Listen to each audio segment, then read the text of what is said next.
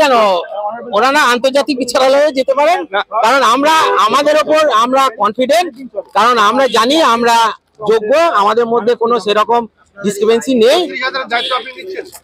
অবশ্যই নিচ্ছি, আমি কেন নিলাম? আজকে তো জাজমেন্ট নিল, আজকে তো বিচারক দায় নিল, আজকে তো কলকাতা হাইকোর্ট নিল, মহামান্য আমাদের হাইকোর্ট এই 32,000 দায় নিল।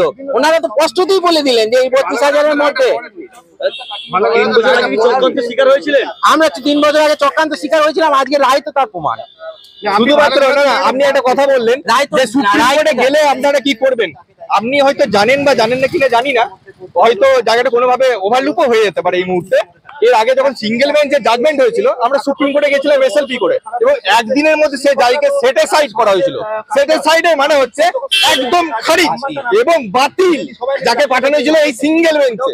এবং সিঙ্গেল বেঞ্চে সেই পর্যালোচনা, ডিভিশন বেঞ্চের আজকের এই রায় সম্পূর্ণ যে কতটা পক্ষপাত পুষ্ট ছিল এবং কতটা যে সেই রায় ভুল ছিল, সেটা আজকের এই ডিভিশন বেঞ্চের রায় প্রতিষ্ঠিত। সত্যকে কোনোদিন কোনো মেঘের আড়ালে ঢেকে রাখা যায় না, আজকে সর্বোচ্চ ন্যায়ালয়ের সেই জাজমেন্টের সাথে প্রতিষ্ঠিত।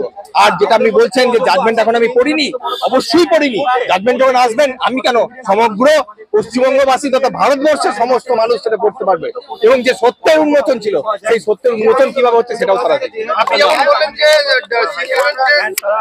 উদ্দেশ্যপূর্ণভাবে ছিল, ভুল ছিল, যেমন আপনার রাইট আছে বলার, কেউ কেউ বলতে পারে যে ডিভিশন বেঞ্চের রায়টাও ভুল ছিল। অবশ্যই আছে, কেননা ন্যায়ালয়ে বিচার পাওয়ার জন্য দুই পক্ষের কথা শোনা উচিত, তখনই এক পক্ষের কথা শুনে কোনো জাজমেন্ট প্রোভাইড করা উচিত নয়। সিঙ্গেল বেঞ্চে যেখানে আমরা পার্টিই ছিলাম না, সেই জায়গায় থেকে সিঙ্গেল বেঞ্চে সেই রায় যেমন পক্ষপাত পুষ্ট ছিল, আমরা বলছি আজকে ডিভিশন বেঞ্চে উভয় পক্ষ উপস্থিত ছিল। অতএব কেউ নিশ্চয় এই কথা বলতে পারবে না যে মহামান্য বিচারক আমার কথা আপনি শোনেননি, আমার বক্তব্য আপনারা শোনেননি। দীর্ঘ 21টা দিন কি তারও বেশি সময়ের দীর্ঘ প্রলং একটা এই ডিসকাশন চলেছে ডিভিশন বেঞ্চে।